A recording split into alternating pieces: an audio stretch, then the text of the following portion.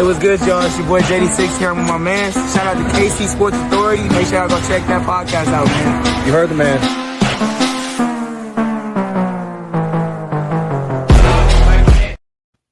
Well, the first month of the MLB season is wrapping up, and the Royals are sitting here 14-15 on the season, just under 500 a month in. Want to talk a little bit about how the season's gone so far. Welcome into the KC Sports Authority podcast. He's Christopher Tenpenny. I'm Keegan Russell. Make sure you're smashing that like and subscribe button below. Thank you to all of our 1,000+ subscribers out there. We really appreciate all the support you guys have given us. This time of year, fun time of year, we got Chiefs just wrapped up the NFL draft, which we'll talk about later this week. We got KU basketball offseason talk. We got KU football offseason talk coming up. But right now, we got to talk about the boys in blue because it is prime baseball season. And Chris, 1 month in, where are you feeling? How does this team look to you? Can summarize for me, and if the casual Royals fan that hasn't paid close attention, they look at the standings right now and they see 14-15. Could you summarize this season so far in a word or a sentence to that fan? Thumpless. That's how I would describe them. This team has no thump because the only issue right now is the bats. I shouldn't say only issue, but the glaring issue is they just can't hit. Second worst offense, only behind like the 5-22 Rockies or whatever the heck their record is right now. Here's the crazy stat is the Royals have 14 wins. They have 13 home runs as a team. Like that just sums it up right now. So the fact that they are 14-15 is actually pretty impressive in its own weird way. But yeah, the bats got to get going. That's the number one storyline with the Royals. No, for sure. I was going to say it's mid. Like, yeah. If you look at the standings, 14-15, yeah, I mean, there's a lot of teams that are hovering around 500. So from that standpoint, yes, we thought they'd get off to a little bit hotter start. A lot of expectations coming into the year to go back to the playoffs and compete for the division. And they're really only 2.5, 3 games back to the division. This is going to be a long, long season. Detroit looks really good to start the year so far. Cleveland's been, again, this is that kind of time of year baseball where unless you're jumping out, like the Dodgers did the first 2 weeks, or how the Mets are looking real good right now, the Padres, there's not that many teams that are just blowing you away. So I think if you haven't paid close attention so far, it's okay. But if you get into it, it is very obvious. Pitching's been pretty good. For the most part, it's been fantastic. The bullpen, again, for the most part, has been really solid outside of a couple guys and a couple outings. This team just can't score runs. Bobby's doing his thing, being one of the 5 best hitters in baseball. Michael has gone off to a pretty good start. He was the guy we talked about as being, breakout candidate type, or a guy that would really have a bounce back season from last year. But outside of that, I mean, really the 1 through 9 hasn't done a lot to get you excited about. Jonathan India has been getting on base, but really hasn't been hitting the ball much. Obviously, we'll talk about MJ Melendez, and he's already down in AAA and struggling, to no one's surprise. But offense is the big thing for me. I mean, you see a lot of box scores, and they'll lose 3-2, 4-1, 2-1, and then they'll have a game where they win 4-3. So if they can get the 4 runs a game, you feel pretty good about their chances, which has me similar feeling to what that World Series run was like, where you knew if you could get 3 or 4 runs on the board, your bullpen was going to shut everything down. But that team definitely had a much deeper lineup. You had guys around the diamond that could get the job done. And right now, you look at this team, Bobby is hitting 315. Michael's hitting 274, but Vinny has not been great. Biggest need is Vinny right now. Like India, obviously, you see, I think it's like a 212, but he's getting on it. He's getting on, 324 clip on base. Like he's walking at like 5% of the time. Yeah, so like India, and he's had during this win streak, even though outside of last night in the loss, the production or the at-bats from India have been getting a lot better. He's hitting the ball harder. He's apparently stepped back from the plate a little bit. And I think that's helped him generate a little bit more power. But Vinny's the guy that if Vinny can get going, this team just takes another level. Like, sure, we would love to see more production from Massey, Renfroe, Izzy, all these other guys. But really, if Vinny just starts hitting, then this team just takes up a notch. And so that's the guy that I'm just circling every day, seeing how Vinny's ABs look. And again, he starts the year with an injury, has to miss a little bit of time.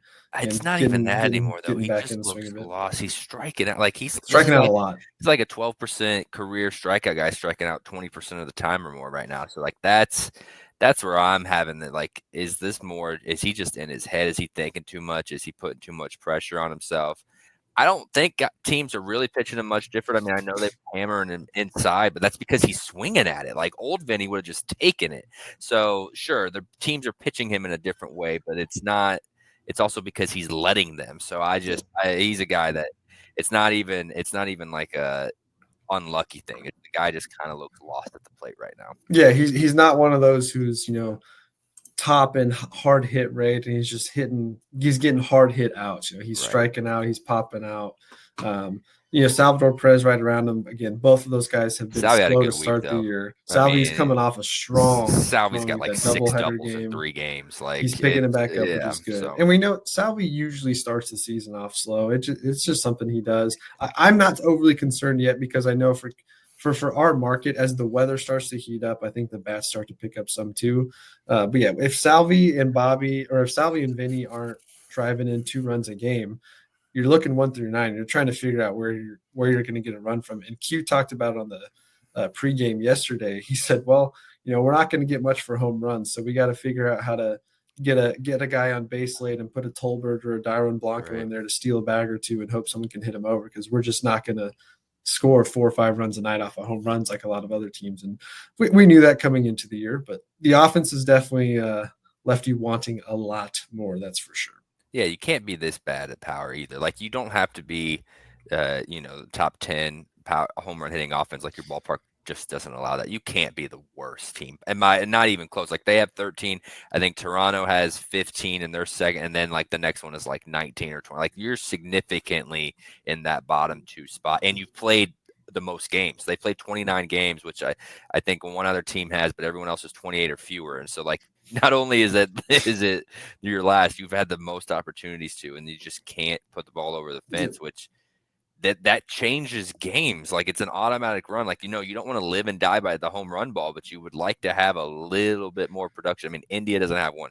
Massey doesn't have one. Bobby's only at 2. Salvi's only at 2. Like it's just, you only have 8 guys on the roster that have a home run.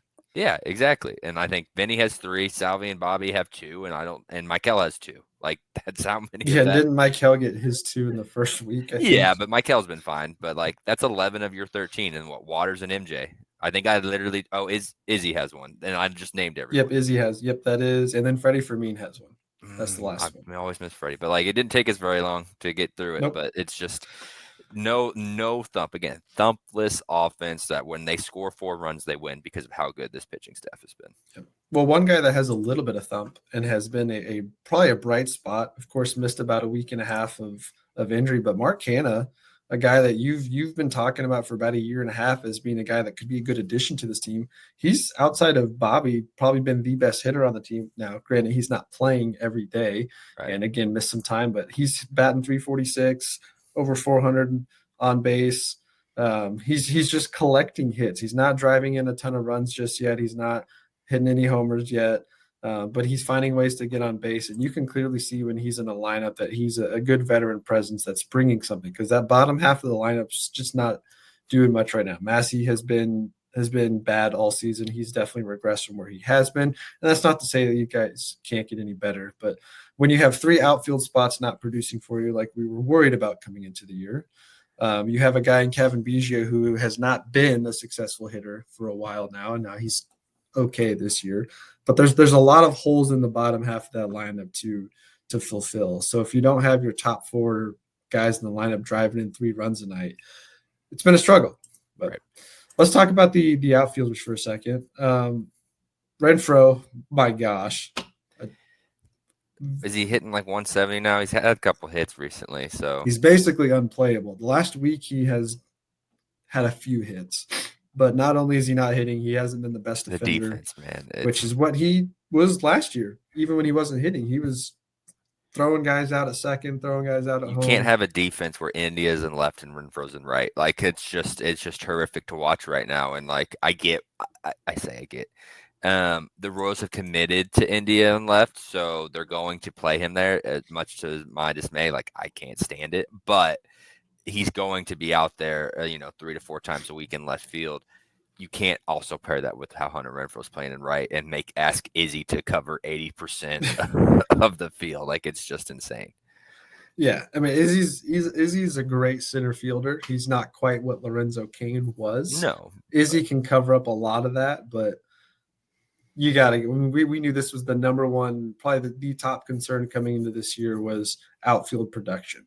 Because if the outfield production was the same as last year, you knew the team wasn't really going to make much improvement because you're asking the top 5 guys on this team to do the same thing they did last year and hope that India pushes you over the top. And it just hasn't happened so far.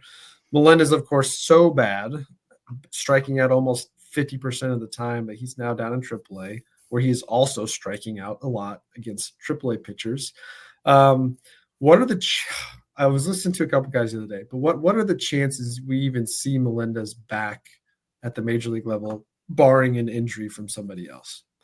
Yeah, I don't know. I don't think it's. I think I have not watched the at bats, so I do not know to the degree of the strikeouts as far as like what if he's trying just to commit to his stance and just get out of it, get his timing or what. But I think if he has a good 2 or 3 weeks, I think he's an option to come out. I mean, they're so desperate in the outfield right now. This team, like Mark Canha's been great, and everyone wants to see him in the lineup every day. I don't. To the sense, I mean, I do right now because the offense desperately needs it. Yeah. But I would love an offense to where Mark Canha just gets to play against lefties. Like that's kind of why you brought him here. That's what you brought him here. He's late in the 8th inning pinch hitting for Freddie or whatever, like those kind of situations. But right now he needs to be in the lineup every day. So like I think with the holes in this offense, Drew Waters is a 30% strikeout guy. Like he's on a heater right now, but I don't really expect him to produce at this level consistently. I hope he proves me wrong. He's a young enough guy that I think if MJ has a couple good weeks and looks like he's got his timing back, they will bring him up because that's how desperate they are in the outfield. So I don't think it's going to take much, even though right now it looks about the same in AAA.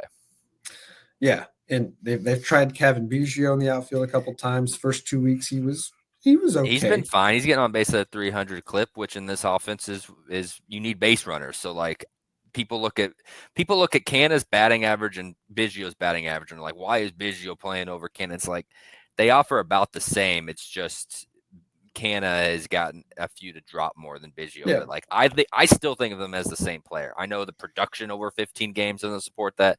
They're very similar, just one's lefty, one's righty. Yeah, Biggio's striking out at a higher clip. Yeah, right. But again, Biggio has not been a consistent major league hitter for the last couple of years, but he's a super versatile utility guy that has a player. I think the question right now is does he have a higher floor than what Nick Lofton would give you?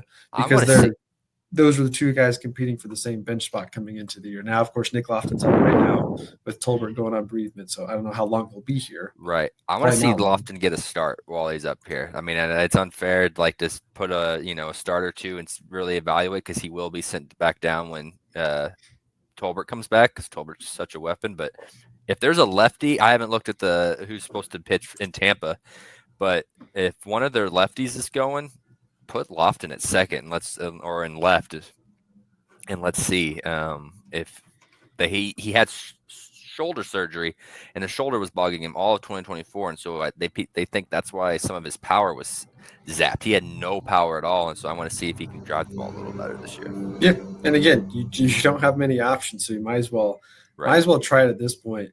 But that does have a lot of Royals fans worried though that because the in-house options just don't excite you. We talked about that coming into the year.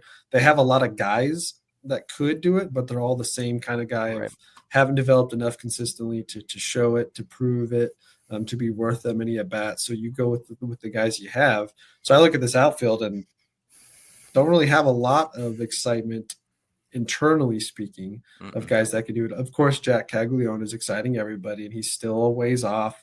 But the way he's hitting the ball, that timeline could be sped up some. I don't think they're that desperate that they want to forego his proper development, bringing him up in June, or some people think he's coming up in May, which I don't think is happening. I would be shocked if he's up here before the All-Star break, because that's just not what the Royals do. Right. You don't want to start that clock too soon on a guy. But if he's mashing the ball and he's looking decent enough in right field, he plays a factor. But internally, yeah, there's not a lot other than, Garcia's occasionally played center when Izzy's not playing, but that doesn't really do anything. You're just moving one really good defender from one spot to another good defender. So you're getting another, I guess, potential bat in the lineup, but you're really not net positive anything there. So I think we're going to have the same issue of we got to find an outfield bat. There's already the conversation of, how quickly does JJ look to make a move on the open market with a trade. Again, we've gone down this rabbit hole plenty of times. There's just not a lot of guys that are fit. And for Royals fans that are frustrated about the guys we didn't sign in the offseason, Profar not playing, going to miss half the season. Santander's been absolutely terrible to start the year. He's at like $180. The two guys that we think they were in on, Teoscar Hernandez, you weren't going to afford him. I still would take him. He'd be fine. And Lourdes Gurriel would be fine too. But most of the guys that the Royals called about and checked into have all been off to just as bad of a start as the guys they kept. So there's really not much there. Now, there have been reports lately that the Orioles are potentially considering moving on from Cedric Mullins just to get out of the contract. They keep because losing. their season hasn't started off well either with all that talent. So there's and you can add to that on this most recent road trip. They're going to Baltimore, so you can help make that decision and make them. Cedric's been awesome. Like he's been off to a great start, and that turns Izzy into a fourth outfielder, which is actually what he is. Like he is a great start 3 times a day, batting the 9, get a bunt down. Like, yeah, I don't know. I would love Cedric Mullins, but again, Baltimore, I don't think is ready to punt that fast. But you can help. They've got They've got good enough talent that they're a 7-3 game stretch of 10 games away from turning. It's too early in the season. Too early for any of that. The American unless you're the Colorado Rockies or the White Sox. The White Sox, no one else is punting on their season. And you look at both those teams. There's really, outside of Luis Robert, of course, there's really nobody you want to take from those teams that they would move on from. So not a lot of hope coming from the outfield position unless one of these guys internally just starts to pick it up. And again, we're not asking them to do anything crazy, but Renfro's got to be at least 220, and he's nowhere close to that right now. Waters has looked really good to start, but again, he's 2 weeks into this campaign, this go around. Izzy's probably been the most consistent outfield bat that actually gets consistent playing time, and we don't expect a ton out. If he's hitting 220 to 240, getting on base and playing potential Gold Glove center field, we're fine with that. But the rest of the offense has to pick it up. India's got to start knocking some hits in, and he's had a couple over the weekend. Bobby, I think, is going to continue 19-game hit streak, man. Yeah, and nobody wants to talk about that. It's because it's just a hit streak. Like he's not getting wins are what does it for everybody. I think it's fun to talk about. If he goes 0 for 4 tomorrow and then goes 0 for 4 again on Wednesday, we're gonna start freaking out. No, like just baseball. Like Bobby's on a fun run right now. Yeah, and I think he will heat up as far as his power goes.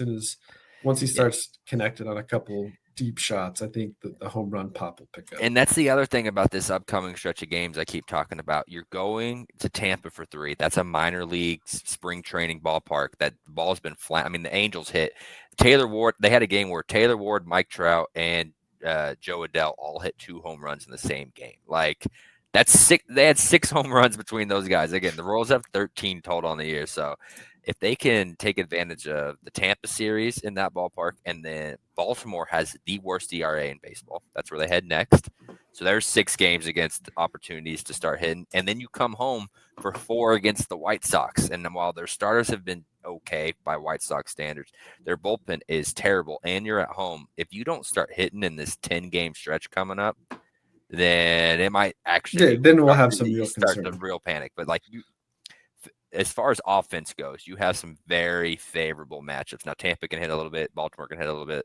Like they're going to be some good games, I think. I'm not saying that they're going to go 4-2 on this road trip, 5-1, but offensively they should be scoring 4, 5, 6 runs a game. Yeah, they've got a good opportunity to put some runs up and to let the offense heat up. Because on the other side of the ball there, the pitching has been pretty good.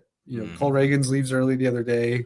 that's still to He's been your monitor. worst starter statistically, just because of a few blowups. Like, he's also had some of your best. But he's starts. also, But, like, you know, what, if you three- just look at it, everything in a vacuum, he's technically been the worst starter overall, which is hilarious because, you know, he's because 3 of those starts in a row were 10 plus. right. Strikeouts. Exactly. He's just had a couple.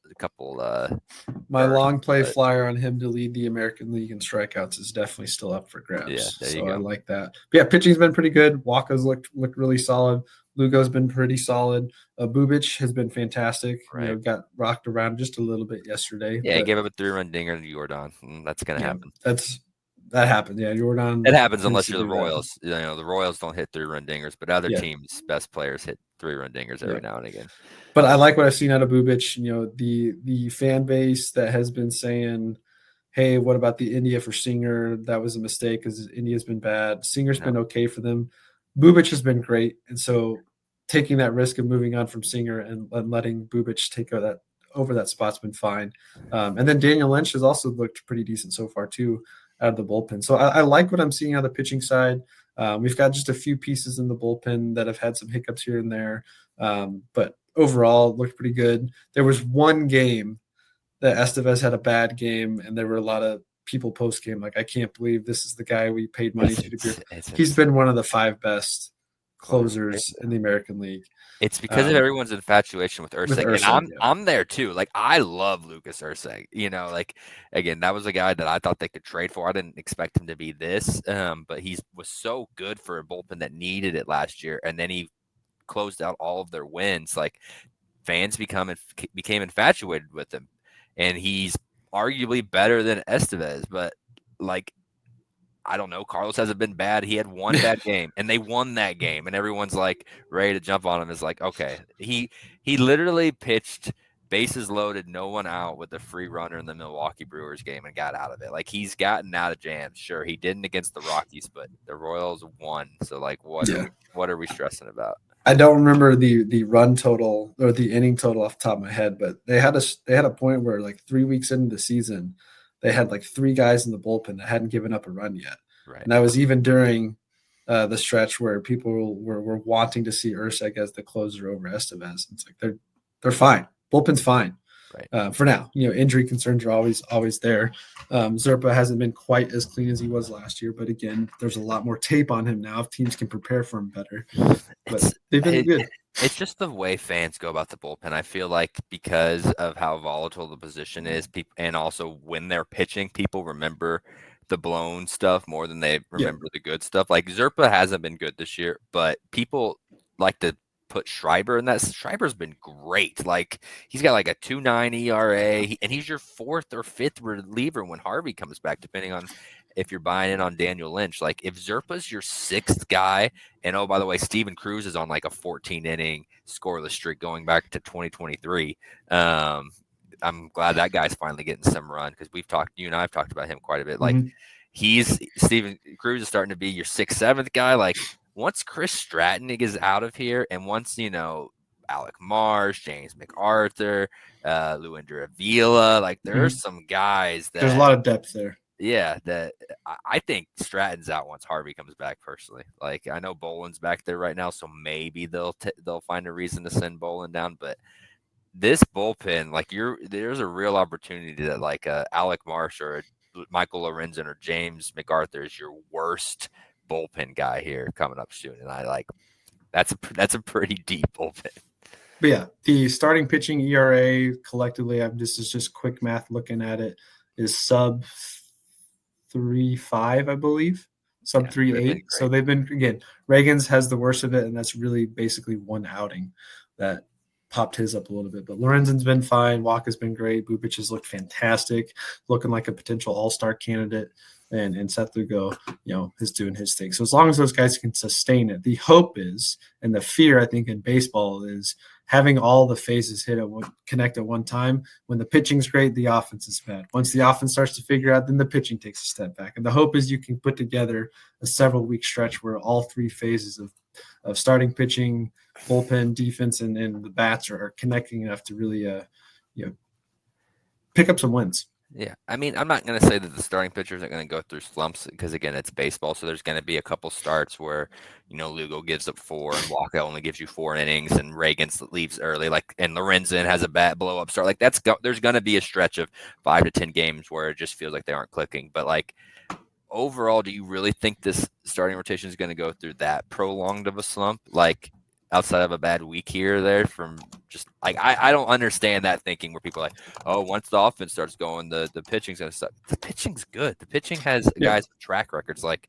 again, this doesn't mean they can't have bad starts here and there, but it's not going to perform to the level that the offense is performing right now.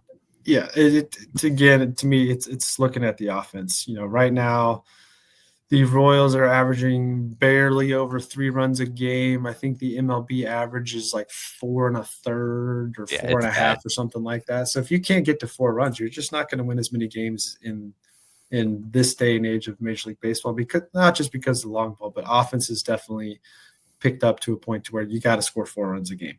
And if the Royals can find 2 more guys in this lineup to do just enough to get them to that point, then you'll feel pretty good about it, because that's really the only part watching this team that gives you concern.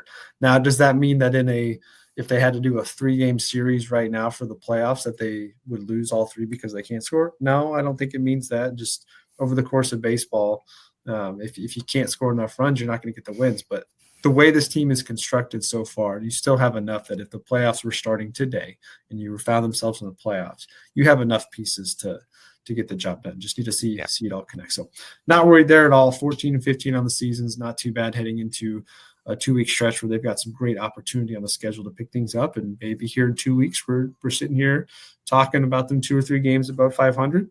The only problem is Detroit doesn't want to lose. They want to keep winning because they score like 5 runs a game, 5-6 runs a game. And they've got a lot of potential, but we'll see. If not a bad spot.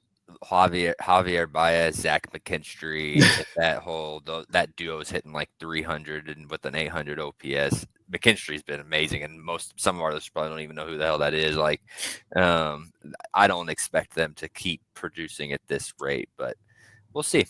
Yeah. Any other thoughts on that?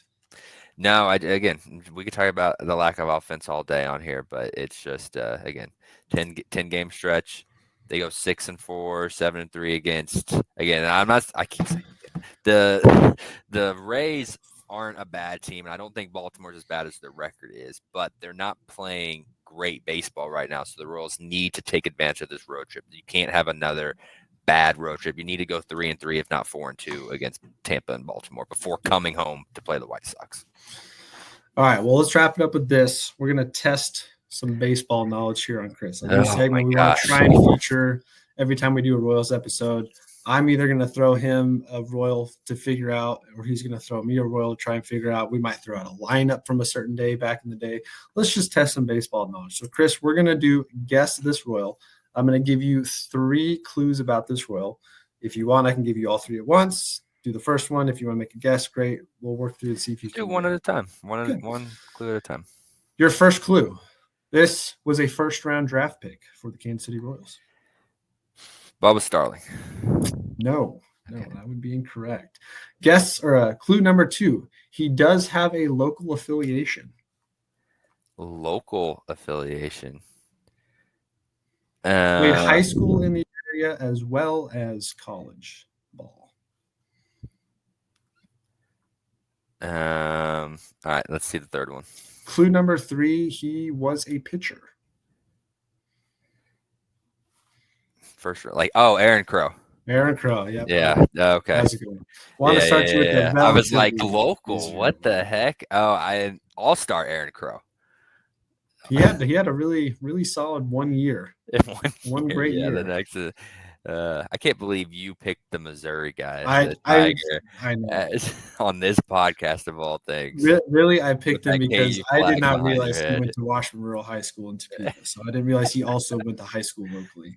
But yeah, we'll start that off there. We'll do some of these each week. Maybe 1 week Chris will throw it at me, throw some lineups out, get some fun content out there. But that will wrap it up on this one. Again, Royals 14-15. Got a great 2-week stretch here ahead of them to get out there and put some wins on the books and slide up the standings and give the fans a lot more excitement for what is to come. But Thank you guys for checking us out. Make sure you give us a like and a follow here on YouTube. You can subscribe to the podcast. You can also listen to us on the go at Spotify, and then hit us up on any of our social medias at KCSA Pod. Catch you guys in the next episode.